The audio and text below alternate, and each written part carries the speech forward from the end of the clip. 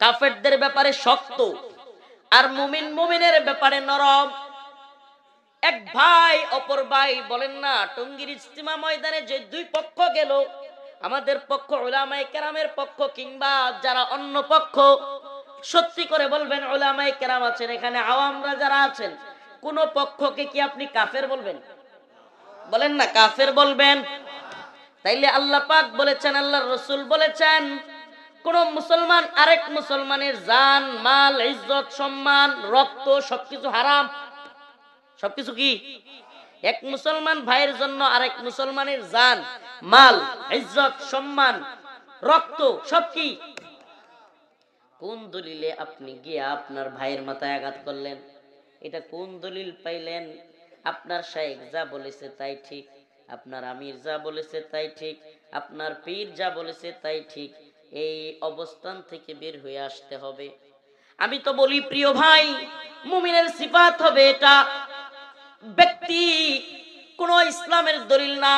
আমরা যারা মুমিন, আল্লাহকে ভালোবাসি, আল্লাহর প্রতি ঈমান এনেছি, আল্লাহর রাসূলের প্রতি ঈমান এনেছি, আমাদের অবস্থান হবে এমন, আমি আমার শাইখকে মানি, আমি আমার বক্তাকে, আমার প্রিয় বক্তা, প্রিয় মুফাসসির, আমার প্রিয় পীর, আমি সবাইকে মানি যদি আল্লাহ এবং তার কোরআন হাদিস অনুযায়ী চলে।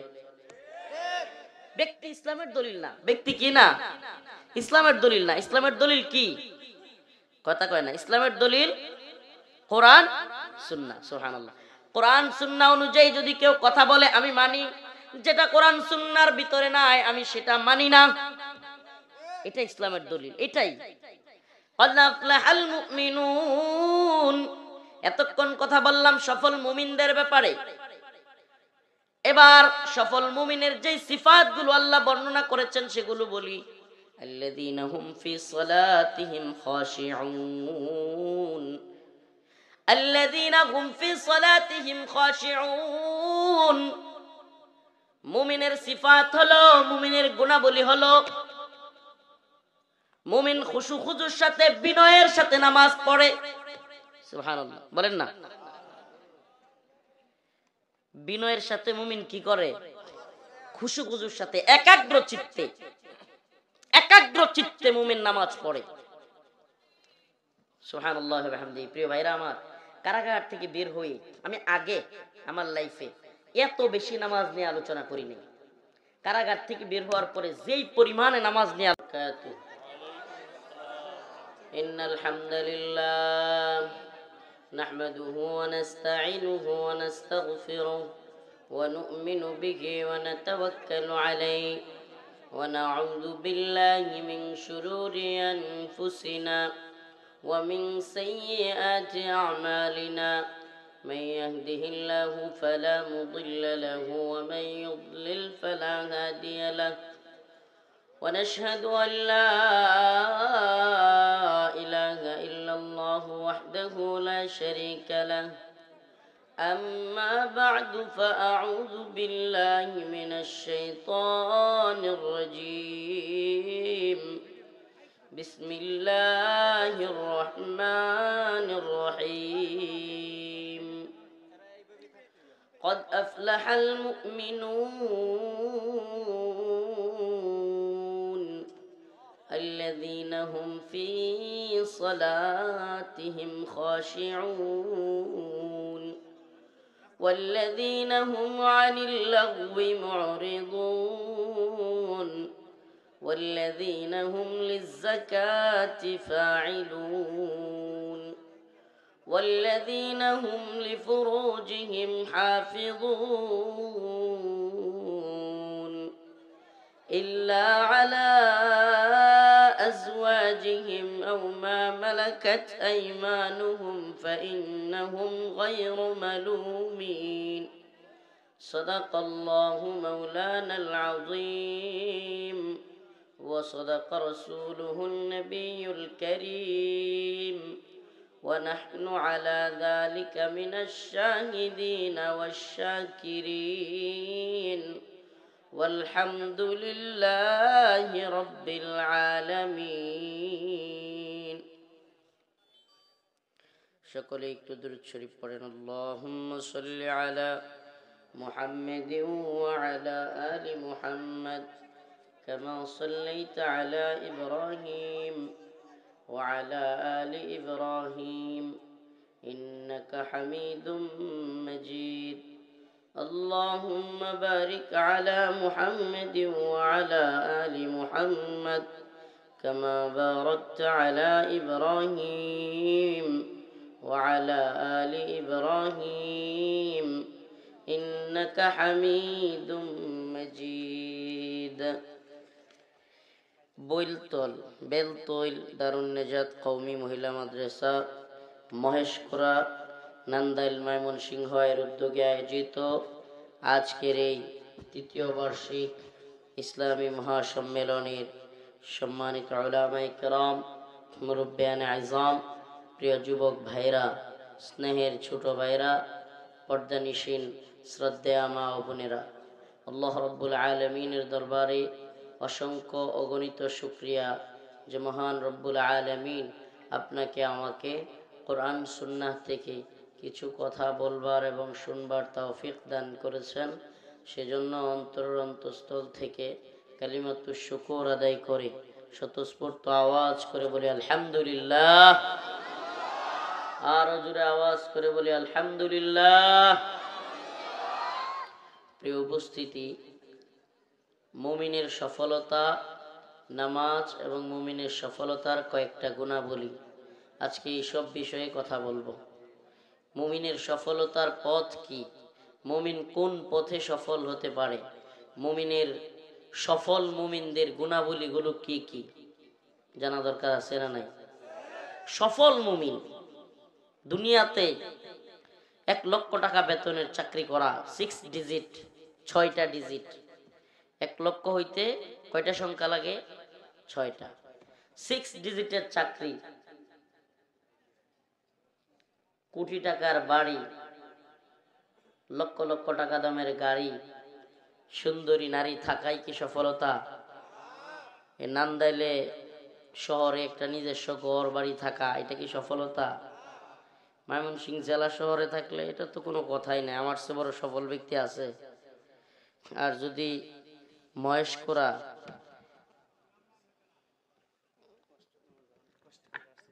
তাড়াতাড়ি দেন, তাড়াতাড়ি, হ্যাঁ এসে যান, ঠিক আছে, এটা আমি দেখতেছি, যান।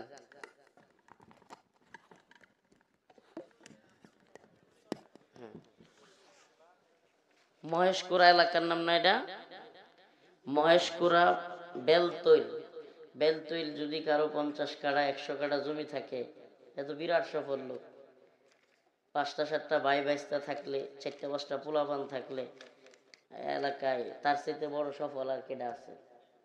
এই কি আমাদের সফলতা? এগুলো কি মুমিনের সফলতা? ডাক মারলেই 10টা ভাই ভাইস্তা বাইরে পড়ে, 2-3টা বিদেশেও আছে, টাকা ভাড়া। আর এলাকার বন্ধের মধ্যে জমি আছে আমার 100 কাঠা। হ্যাঁ হুজুর, আমার চেয়ে বড় সফল আর কেউ আছে নাকি? এই বংশের পোলাপান এমনি এমনি হাঁটে। কেমনে হাঁটে? এমনি এমনি। কে? বিশাল অহংকার তাদের। কেন? তারা খুব সফল। সফল, এগুলো কি তোমার সফলতা? ও মুসলমান ইমানদার, ও নান্দাইল ময়মনসিংহের মুসলমান, প্রিয় ভাইরা আমার, বাবারা আমার, লক্ষ টাকার চাকরি করা, অনেক বড় করে 2-3 তলা করে বাড়ি করা, কোটি টাকা দিয়ে গাড়ি কেনা, কিংবা সুন্দরী নারীকে বিয়ে করাই যদি সফলতা হয়, তাহলে অসুস্থতা হওয়ার পর কিংবা মারা যাওয়ার পর এই সফলতা কোথায় যায়? বলেন, এই সফলতা কোথায় যাবে? আল্লাহ রাব্বুল আলামিন বলেন, ফামান যুহজিহা আনিন নার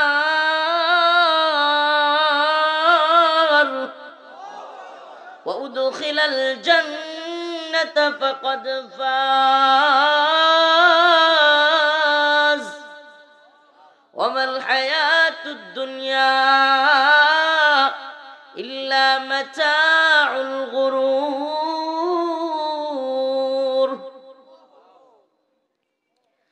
আল্লাহ রাব্বুল আলামিন বলেন, যে ব্যক্তি জাহান্নামের আগুন থেকে মুক্তি পেল এবং জান্নাতের মধ্যে প্রবেশ করতে পারল, সুবহানাল্লাহ, ফামান যুহজিহা আনিন নার ওয়া উদখিলাল জান্নাহ, যে ব্যক্তি জাহান্নামের আগুন থেকে মুক্তি পাইল এবং জান্নাতে প্রবেশ করতে পারল, ফাকাদ ফাজ, সেই হলো সফল। তার মানে মুমিন দুনিয়াতে সফল না ব্যর্থ এটা বলতেই পারবে না। মুমিন তার জীবনে, তার লাইফে, তার চলার পথে দুনিয়া থেকে কবর পর্যন্ত যে কতদিন হায়াত পেয়েছে, এই হায়াতের ভিতরে সে কি সফল মানুষ নাকি ব্যর্থ মানুষ সেটা নিজে পরীক্ষাও করতে পারবে না। কেন? কারণ পরীক্ষার জায়গা একটাই, মরার পর। পরীক্ষার জায়গা মরার পর। সফল মুমিন, মুমিনের আরো অনেক সিফাত আল্লাহ পাক বর্ণনা করেছেন। ইয়া আইয়ুহাল্লাযীনা আমানু মান ইয়ারতাদ্দা মিনকুম আন দীনিহি ফাসাউফা ইয়াতিল্লাহু বিকওমিন ইউহিব্বুহুম ওয়া ইউহিব্বুনাহু আযিল্লাতিন আলাল মুমিনিন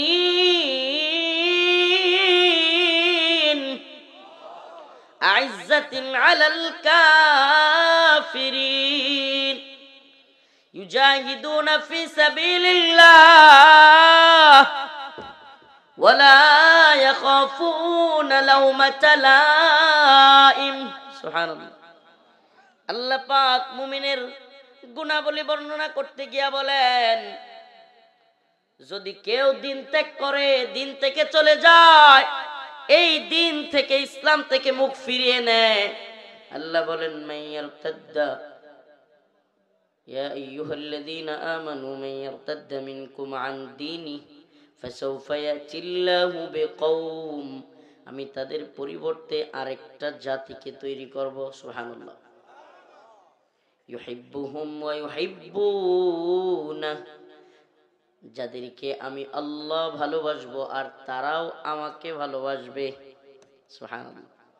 আযিল্লাতিন আলাল মুমিনিন আ'ইজ্জাতিন আলাল কাফিরিন, তারা মুমিনদের ব্যাপারে নমনীয় হবে, কাফেরদের ব্যাপারে শক্ত হবে, সুবহানাল্লাহ। কয়েকটা গুণ বললেন আল্লাহ। একটা গুণ কি? আল্লাহ তাদেরকে ভালোবাসবেন। আল্লাহ পাক মুমিনদেরকে কি করবেন? ভালোবাসবেন, যারা দিনকে আঁকড়ায় ধরে রাখবে। আল্লাহকেও তারা ভালোবাসবে। আযিল্লাতিন আলাল মুমিনিন, আল্লাহ বলেন মুমিনদের ব্যাপারে তাদের গুণাবলী হবে, মুমিনদের ব্যাপারে তাদের কাজ হবে নমনীয়, সুবহানাল্লাহ। ওই যে রাসূলের ব্যাপারে আল্লাহ পাক যে আয়াত সূরাতুল ফাতহিতে বলেছেন, ওই আয়াতের নমুনা হবে তারা। মুহাম্মাদুর রাসূলুল্লাহ ওয়াল্লাযীনা মা'আহু আশিদ্দাউ আলাল কুফফার রুহামাউ বাইনাহুম, আশিদ্দাউ আলাল কুফফার, কাফেরদের ব্যাপারে তারা কি? কঠোর। রুহামাউ বাইনাহুম, সুবহানাল্লাহ, নিজেরা নিজেদের মধ্যে অনেক দরদি। কিন্তু আমাদের সিফাত কেমন? আমাদের গুণাবলী পুরাই উল্টা। আমরা কাফেরদের ব্যাপারে, সনাতন ধর্মাবলম্বীদের, হিন্দুদের মূর্তির দারোয়ান সাজলে খুশি হই। বুঝাইতে পারি না? আমরা মূর্তির দারোয়ান সাজতে গেলে খুশি হই। কমিটি গঠন কইরা, টিম গঠন কইরা, বিভিন্ন দল, বিভিন্ন নেতাদের কথায়, শাইখের কথায়, উপদেষ্টার কথায় মূর্তির দারোয়ান সাজি গিয়া, মন্দিরের দারোয়ান, মন্দিরের পাহারাদার। কাফেরদের ব্যাপারে আমরা এত উদার, আর মুমিন ভাইদের একটা ছোট্ট থেকে ছোট্ট কোনো কথা এদিক সেদিক হলে ঠাস করে এমন ভাবে থাবা দেই, এমনকি টঙ্গীর ইজতেমা ময়দানে রাতের ৩টা ৪টায় অন্য মুমিন ভাইকে গিয়া মাথায় বাড়ি দিয়া মেরে ফেলতেও দ্বিধা করি না। আমাদের সিফাত, আমাদের গুণাবলী যেমন সাহাবায়ে কেরামের পুরা উল্টা। আমাদের চিন্তা ভাবনা, আমাদের কাজগুলো সাহাবীদের পুরা উল্টা। সাহাবায়ে কেরাম ছিলেন আশিদ্দাউ আলাল কুফফার রুহামাউ বাইনাহুম, তারা নিজেদের ব্যাপারে কত নমনীয় ছিলেন, সুবহানাল্লাহ।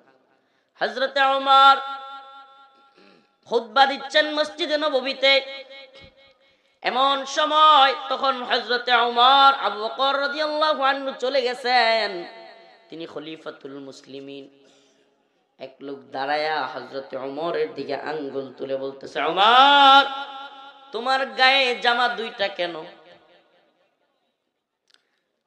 বিষয়টা না বল, একটু আগ থেকে না বললে বুঝবেন না। বাইতুল মাল থেকে প্রত্যেককে একটা একটা করে জামা বন্টন করে দেওয়া হয়েছিল, কাপড়। হযরত ওমরের গায়ে দুইটা কাপড় কেন? একজন সাধারণ লোক সকলের সামনে প্রশ্ন করতেছে। কাকে প্রশ্ন করতেছে? যিনি খলিফাতুল মুসলিমিন, সুবহানাল্লাহ, সমস্ত মুমিনের খলিফা, তৎকালীন শাসক। বর্তমানে আমাদের শাসকদেরকে তো দূরের কথা, শাসকদেরকে যদি বলা হয় যে আপনার গায়ে জামা দুইটা কেন, বা আপনি এত সুন্দর সুন্দর কাপড় পরেন, শীতের কাপড়ের অভাব নাই, আর আমগর শীতের কাপড় নাই, এটা কইলে এত উপরে যাওয়ার দরকার নাই। চেয়ারম্যান টেয়ারম্যান এগুলোরে কইলে পরের দিন আর হের হাত পাও ভাঙ্গা পাইব, হের হাত পাও ঠিকঠাক পাওয়া যেত না। ঠিকই ঠিক না? এত উপরে সরকার প্রধানরে বলার দরকার নাই। জনসম্মুখে যদি কোনো চেয়ারম্যানরেও কম যায়, এই মেয়ে আপনি এত ভালো ভালো শীতের কাপড় পরেন, আর আমগর এলাকার গরিব মানুষের শীতের কাপড় নাই, এর হাত পাও থাকবো? থাকতো না। অথচ খলিফাতুল মুসলিমিন হযরত ওমর বলল, দুইটা জামা কেন? তিনি জবাব দেন নাই, তিনি হুমকি দেন নাই, মারেন নাই। তার ছেলে আব্দুল্লাহ ইবনে ওমরকে বলেন, আব্দুল্লাহ বেটা দাঁড়াও, এই কথার জবাব দাও। হযরত আব্দুল্লাহ ইবনে ওমর দাঁড়ায়া বললেন, ও ভাই, আমার গায়ে একটা, তোমার গায়ে যেমন একটা, সবার গায়ে একটা জামাই থাকার কথা, কিন্তু আজকের বিশেষ দিনে আমাকে বাইতুল মাল থেকে যে কাপড়টা দেয়া হয়েছিল, আমি আমার বাবাকে ওইটা দিয়ে দিছি। এই জন্য আমার বাবার গায়ে কয়টা? সুবহানাল্লাহ। দেখছেন নিজেদের ক্ষেত্রে তারা কত নরম। নিজেকে রাষ্ট্রীয় প্রধান হওয়ার পরেও, মুসলমানদের শাসক হওয়ার পরেও, আমিরুল মুসলিমিন হওয়ার পরেও সাধারণ একজন লোকের এরকম এতগুলো মানুষের সামনে করা এত ছোট একটা প্রশ্নে, অপমান সূচক একটা প্রশ্নে নিজেকে সংযত রাখলেন। কিন্তু ভিন্ন একদিনের ঘটনা, দুইজন, একজন ইহুদি আর একজন নামদারি মুসলমান ঝগড়া লাগছে। হযরতে আবু বকরের কাছে বিচার নিয়ে গেছে। হযরতে আবু বকর ফয়সালা দিলেন বিচারের ইহুদির পক্ষে। কার পক্ষে? ইহুদির পক্ষে। ওই নামদারি মুসলমান বলে, বিচার মানি না, আমি যাব মুহাম্মদের কাছে সাল্লাল্লাহু আলাইহি সাল্লাম, মুহাম্মদুর রাসূলুল্লাহ। চলো, দুইজনই গেছে। দুইজন যাওয়ার পরে আল্লাহ রাসূল সাল্লাল্লাহু আলাইহি সাল্লাম সবকিছু শুইনা বিচার ফয়সালা দিলেন, উনিও দিলেন ইহুদির পক্ষে। ইসলামের সৌন্দর্য এটা। আপনি যেই ধর্মেরই হন, বিচার সঠিক হবে।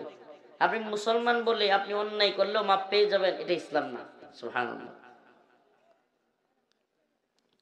এখন ওই নামদারি মুসলমান ওখান থেকে বের হইয়াও বলে, আমি এই বিচারও মানি না। নাউজুবিল্লাহ। হযরত আবু বকরের বিচার মানে নাই, মুহাম্মদ আরবি সাল্লাল্লাহু আলাইহি ওয়াসাল্লামের বিচারও মানে নাই। এবার ইহুদি জিজ্ঞেস করলো, এবার কার কাছে যাবা? ওই নামদারি মুসলমান বলে, এবার ওমরের কাছে যাব বিচার নিয়া।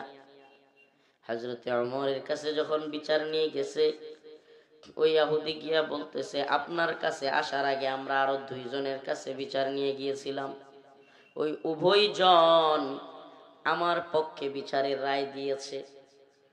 হযরত ওমর বললেন, কার কার কাছে গেছেন? ওই ইহুদি বলল, প্রথমে হযরত আবু বকরের কাছে গিয়েছিলাম, তারপরে মুহাম্মদুর রাসূলুল্লাহর কাছে গিয়েছিলাম সাল্লাল্লাহু আলাইহি ওয়াসাল্লাম। সুবহানাল্লাহ। হযরত ওমর চোখগুলো গরম করে ফেললেন, ক্ষিপ্ত হয়ে গেলেন, বললেন, হযরত আবু বকর বিচার করেছে, মুহাম্মদুর রাসূলুল্লাহ বিচার করেছে, তুমি মানো নাই? ওই নামদারি মুসলমান সে বলে, আপনি বিচার করলে মানব। হযরত ওমর বলেন, অপেক্ষা করো, বসো, আমি একটু ঘর থেকে আসি, তোমার ফয়সালা দিব। হযরতে ওমর ঘর থেকে খাপ খোলা তরবারি নিয়ে কল্লার কাছে এসে একটা কোপ দিয়ে কল্লা ফেলে দিয়ে বললেন, এই যে আমার বিচার, যে আমার রসুলের বিচার মানে না, তার জায়গা দুনিয়ায় হতে পারে না। মুমিনদের সিফাত দেখলেননি? এত এত মানুষের সামনে বলা হলো, খলিফাতুল মুসলিমিন আপনার গায়ে জামা দুইটা কেন? জবাব দেন নাই, হুমকি দেন নাই, ধমকি দেন নাই, ব্যক্তিগত কারণে আক্রমণ করেন নাই। কিন্তু যখনই রসুলের বিরুদ্ধে কেউ দাঁড়ায় গেছে, রসুলের বিচার ফাইসালা মানে নাই, সাথে সাথে তার তরবারি চলছে। সুবহানাল্লাহ। হযরতে আবু বকর রাদিয়াল্লাহু আনহু, যার ব্যাপারে বলা হয় আরহাম উম্মতি বি উম্মতি আবু বকর, সকল খতিবগণ জুমার খুতবা এটা বলে, বলে কি বলে না? এত রহমওয়ালা দরদওয়ালা সাহাবী একদিন একজন আয়া বলতেছে, ইয়া রাসূলুল্লাহ, আমারে তো আবু বকরে মারছে। আল্লাহর রাসূল কয়, এটা হইতেই পারে না। সুবহানাল্লাহ। আবু বকর তোমারে মারছে, এটা হইতে পারে না। আবু বকর আমার কত দরদওয়ালা সাহাবী। হযরতে আবু বকরকে ডাকলেন, আল্লাহর রাসূল প্রশ্ন করলেন, ইয়া আবু বকর, ও কি বলতেছে, ওকে নাকি আপনি মারছেন? হযরতে আবু বকর বললেন, ইয়া রাসূলুল্লাহ, কথা সত্য। সুবহানাল্লাহ। কেন মারছেন? কই যে আমার আল্লাহরে ফকির বইলা গালি দিছে। আল্লাহকে ফকির বলে গালি দিছে, সহ্য করেন নাই, মাইরা বসছেন। হযরতে ওমর আল্লাহর নবীর বিচার মানে নাই, সহ্য করেন নাই, মাইরা বসছেন। কিন্তু নিজেদের জন্য হযরতে আবু বকরের চাইতে নরম কোনো মানুষ নাই। এত নরম মানুষ, এত রহমওয়ালা মানুষ, কিন্তু আল্লাহ এবং তার রাসূলকে নিয়ে সাহাবায়ে কেরাম কিছু বললে সহ্য করতেন না। সুবহানাল্লাহ। মুহাম্মদ বিন মাসলামা রাদিয়াল্লাহু আনহু, আল্লাহর নবী একদিন সাহাবায়ে কেরাম সবাইকে ডাকলেন, হে আমার সাহাবারা, কাব বিন আশরাফ নামে এক ব্যক্তি আমাকে নিয়ে কটূক্তি করে, গালাগাল করে। সে আমার বিরুদ্ধে কবিতা বানায়। তার দুইটা কাজের মহিলা রাখছে, নাউজুবিল্লাহ, নর্তকী রাখছে।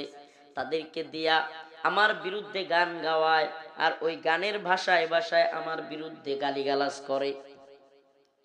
তোমাদের মধ্যে কে আছো কাব বিন আশরাফকে হত্যা করবে? এত দামরা সাইজের ছিল কাব বিন আশরাফ। হাদিসের ভাষ্য অনুযায়ী আল্লাহ 4-5 জনের বডি একজনের ছিল। এই কাব বিন আশরাফে ইহুদিদের বড় নেতা। মুহাম্মদ বিন মাসলামা দাঁড়ায় গেলেন, ইয়া রাসূলুল্লাহ, তুহিব্বু আন তাকতুলাহু, আপনি কি পছন্দ করেন আমি কাব বিন আশরাফকে হত্যা করব? রাসূল সাল্লাল্লাহু আলাইহি সাল্লাম বললেন, হ্যাঁ। দেখেন না মুমিনের সিফাত। সুবহানাল্লাহ। মুহাম্মদ বিন মাসলামা বলেন, ইয়া রাসূলুল্লাহ, আমার একটু অনুমতি দেন, আমি একটু গল্প করব তার সাথে, বানায়া বানায়া গল্প করব, মিল দিব, খাতির খাতির। মারার আগে হেড যেহেতু সাইজ এত মোটা, এটারে যুদ্ধ করে মারা কঠিন হইব, কঠিন। সুবহানাল্লাহ। সাহাবায়ে কেরামের সিফাতটা একটু দেখেন না, গুনাহগুণ। মুমিন বান্দা, মুমিনের সিফাত, সুবহানাল্লাহ, কতই না সুন্দর তাদের আচরণ। কিন্তু ওই যে ডাক্তারের মতো, ডাক্তারের ঘটনা শুনেন না, রোগী যখন যায়, ভালো ডাক্তার যারা, তারা প্রথমে আসসালামু আলাইকুম, কেমন আছেন ভাই, শরীরটা ভালো, এইভাবে যখন একজন ডাক্তার সুন্দর করে সালাম দিয়ে মুচকি হাসি দেয়, রোগীর শরীর তখনই কিছুটা ভালো লাগে। কিন্তু যখন ডাক্তার শুনে ওই রোগীর শরীরের মধ্যে ক্যান্সার, কথা কন না, ওই রোগীর শরীরে ক্যান্সার, তখন কিন্তু ডাক্তার মুচকি হাসি দেয় না। তখন ডাক্তার ছুরি কাছি যাই লাগে, ক্যান্সার করে গলা কাটা লাগুক আর পেট কাটা লাগুক, অপারেশন করে। ঠিক কি ঠিক না? মুমিনের আচরণের ভূমিকাও ডাক্তারের মতো। আমরা যেমন গায়ে হাত দিতে জানি, মাথায় হাত বোলাতে জানি, আমার নবীকে কেউ কটূক্তি করলে, ইসলামের বিরুদ্ধে গেলে, রাসূলের বিরুদ্ধে গেলে, মান সাব্বা নাবিয়ান ফাকতুলু, আল্লাহর নবীকে গালি দিলে তার শাস্তি ওয়াজিবুল কতল, কল্লা থেকে তার গারকে আলাদা করে দেয়া হবে। এটা মুমিনদের সিফাত। মুহাম্মদ বিন মাসলামা রাদিয়াল্লাহু আনহু আল্লাহর নবীর কাছে বললেন, ইয়া রাসূলুল্লাহ, আমারে অনুমতি দেন, আমি তার সাথে একটু গল্প করব। বানাইয়া সিনাইয়া গল্প কইরা মিল দিব, কারণ এটা যে ফাড়ার ফুফাড়া যেই সাইজ এটারে মারুন যেত না। না হইলে ইয়া রাসূলুল্লাহ আমাকে অনুমতি দেন। আল্লাহ রাসূল বললেন অনুমতি দেয়া হলো। এই কোনো গল্প করতেছি না, হাদিসের কথা, হাদিসের কথা। আল্লাহ রাসূল বললেন অনুমতি দেয়া হলো। মুহাম্মদ বিন মাসলামা চলে গেলেন, যাই প্রথমেই যে টোপটা দিলেন, টোপ মানে মিল দেওয়া লাগবে তো, এর যেই সাইজ হাদিসের ভাষ্য অনুযায়ী আপনার ওই জামানায় আরবে এত স্বাস্থ্যশালী মোটা মানুষ খুব কমই ছিল, এত লম্বা এত স্বাস্থ্য। মুহাম্মদ বিন মাসলামা গিয়া প্রথমেই যে টোপটা দিলেন, যুদ্ধের কৌশল, যুদ্ধে কৌশল অবলম্বন করা কি জায়েজ, যুদ্ধে কৌশল অবলম্বন করা জায়েজ। যুদ্ধে আপনি সব সত্য বইলা প্রতিপক্ষরে জানাইয়া দিয়ে আপনি যুদ্ধ করতে পারবেন না, কৌশল অবলম্বন করতে হবে। মুহাম্মদ বিন মাসলামা রাদিয়াল্লাহু আনহু প্রথমেই গিয়া বললেন, কাব আমরা তো মুহাম্মদ রে নিয়ে বড় জ্বালায় আছি, নাউজুবিল্লাহ। সাদাকা দিতে দিতে যাকাত দিতে দিতে জীবন শেষ। হ্যাঁ, কাব খুব খুশি হয়েছে। আগে কইছিলাম না, আগেই কইছিলাম না। কাব খুব খুশি হয়েছে, কাব বিন আশরাফ আগেই তো বলছিলাম। হ্যাঁ, আমরা তো যাকাত দিতে দিতে আমাদের সব টাকা পয়সা শেষ, একটু মিল দিছে, মিল দিয়া কয় তাইলে আমগরে কিছু সদকা দেও, কি কয় কর্জা দেও, কিছু জিনিস তোমার কাছ থেকে কিছু জিনিসপত্র আমারে দাও। কাব বিন আশরাফ কয় দিতে পারি, কিন্তু কি বন্ধক রাখবা? মুহাম্মদ বিন মাসলামা বললেন কি বন্ধক রাখতে চাও? কাব বিন আশরাফ কয় তোমার বউরে বন্ধক দিয়া যাও। চিন্তা করছেন কারবারটা? মুহাম্মদ বিন মাসলামা বললেন তোমার যেই সাইজ আমার বউরে দেয়া যাবে না বন্ধক, বাদ। কয় তাইলে কি দিবা? মুহাম্মদ বিন মাসলামা বললেন আমি আমার অস্ত্রগুলো, ডাল তলোয়ার গুলো জমা দিতে পারি, এগুলো জমা দিয়ে কিছু নিব, তারপরে আবার এগুলো নিয়ে যাব। কাব বিন আশরাফ রাজি হয়ে গেল। মুহাম্মদ বিন মাসলামা রাদিয়াল্লাহু আনহু তাকে এই কথা বলে বললেন তুমি যে জিনিস দিবা একলা তো নিতে পারবো না, আরো দুইজন লাগবে। বুঝছেন না বুদ্ধিটা? তোরে সাইজ করবো তো একলা পারতাম না, আরো দুইজন নিয়ে আসি। কারণ বললেন তুমি যে জিনিসপত্র আমাকে দিবা এগুলো নিতে আরো লোক লাগবে, নিয়ে আসতে গেলেন। মুহাম্মদ বিন মাসলামা আরো দুইজনকে নিয়ে ফিরলেন। ফেরার পর নতুন আরেকটা টোপ দিলেন। টোপটা কি? মুহাম্মদ বিন মাসলামা বললেন কাব তোমার মাথায় কি সুগন্ধি ব্যবহার করেছো? তোমার চুল থেকে এত সুন্দর সুঘ্রাণ আসতেছে। শুনছেন নি ফাম? কাব বিন আশরাফ খুব খুশি হয়ে গেছে, খুশি হয়ে একেবারে গদগদ হয়ে গেছে। এবার মুহাম্মদ বিন মাসলামা বললেন কাব তোমার মাথার চুলের ঘ্রাণ একটু নেওয়ার জন্য তোমার মাথাটাকে আগায় দিবা? তোমার চুলের ঘ্রাণটা একটু নিতাম, একটু মাথাটা আগায় দাও না। কাব বিন আশরাফ খুব খুশি হয়ে গেছে, এত পাম দিলে কি মানুষ টিকতে পারে? আর মুড়া তাজা মানুষের পাম দিলে আরো ফুলে। কোয়ার সাথে সাথে বলার সাথে সাথে কাব বিন আশরাফ তার মাথাটা আগায়া দিলেন। মুহাম্মদ বিন মাসলামা আল্লাহু আকবার বলে এইভাবে কল্লাটার মধ্যে পাঞ্জা দিয়া দইরা ওই দুইটারে বললেন কল্লা বরাবর মার। সুবহানাল্লাহ কন্যা। কাব বিন আশরাফ জমিনের মধ্যে শুয়া লুটে ফুটে গেলেন। কাব বিন আশরাফের বাহিনী আস্তে আস্তে মুহাম্মদ বিন মাসলামা এবং তার সাথীরা ফুরুত। সুবহানাল্লাহ। কাব বিন আশরাফের বাড়িতে গিয়া কাবকে সাইজ করে চলে আসলেন। ইহুদিদের এত বড় নেতার কল্লা নাই। ইহুদিদের লোকেরা আস্তে আস্তে কাব বিন আশরাফকে রেখে মুহাম্মদ বিন মাসলামা রাদিয়াল্লাহু আনহু তার সাথীদেরকে নিয়ে চলে আসলেন আল্লাহর নবীর কাছে সাল্লাল্লাহু আলাইহি ওয়াসাল্লামকে। যখন এই কাহিনী সুন্দর করে বললেন আল্লাহর নবী হাসা দিলেন। সুবহানাল্লাহ। এমন ভাবে হাসলেন, আল্লাহর নবী হাসতেন মুচকি হাসি, মুচকি হাসতেন। কিন্তু হাদিসের মধ্যে আসছে রাসূলুল্লাহ সাল্লাল্লাহু আলাইহি ওয়াসাল্লাম যে কয়দিন খুশিতে এমন হাসছেন যে তার দাঁত দেখা গেছে, ওনার ওই দিন একদিন কাব বিন আশরাফের হত্যার যে কৌশল মুহাম্মদ বিন মাসলামা রাদিয়াল্লাহু আনহু বলেছেন, আল্লাহর নবী সাল্লাল্লাহু আলাইহি ওয়াসাল্লাম এমন হাসছেন যে দাঁত দেখা গেছে। সুবহানাল্লাহ। এত খুশি হয়েছেন। তার মানে কি? মুমিনের সিফাত হবে কি? আশিদ্দাউ আলাল কুফার রুহামাউ বাইনাহুম, কাফেরদের ব্যাপারে শক্ত আর মুমিনের ব্যাপারে নরম।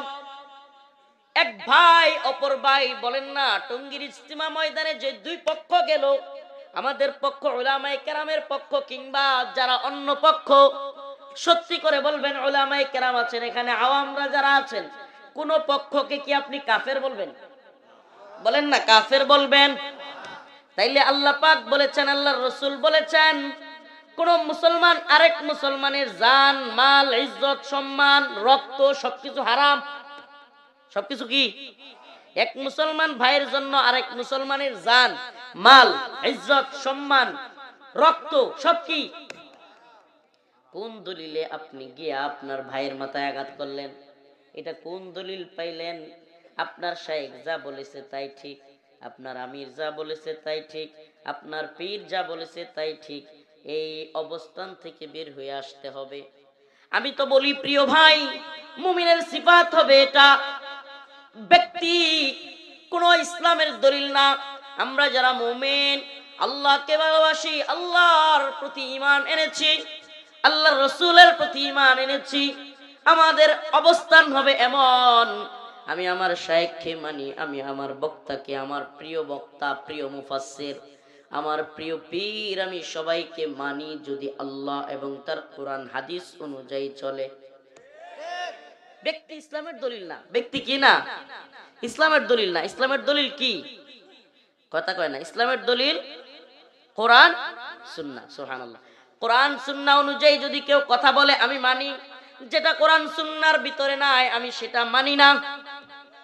এটা ইসলামের দলিল, এটাই। ক্বাদ আফলাহাল মুমিনুন, এতক্ষণ কথা বললাম সফল মুমিনদের ব্যাপারে। এবার সফল মুমিনের যে সিফাতগুলো আল্লাহ বর্ণনা করেছেন সেগুলো বলি। আল্লাযীনা হুম ফি সালাতিহিম খাশিউন, আল্লাযীনা হুম ফি সালাতিহিম খাশিউন। মুমিনের সিফাত হলো, মুমিনের গুণাবলী হলো, মুমিন খুশু খুজুর সাথে, বিনয়ের সাথে নামাজ পড়ে। সুবহানাল্লাহ বলেন না। বিনয়ের সাথে মুমিন কি করে? খুশু খুজুর সাথে, একাগ্র চিত্তে মুমিন নামাজ পড়ে। সুবহানাল্লাহ ওয়া বিহামদিহি। প্রিয় ভাইরা আমার, কারাগার থেকে বের হয়ে আমি আগে আমার লাইফে এত বেশি নামাজ নিয়ে আলোচনা করিনি। কারাগার থেকে বের হওয়ার পরে যেই পরিমাণে নামাজ নিয়ে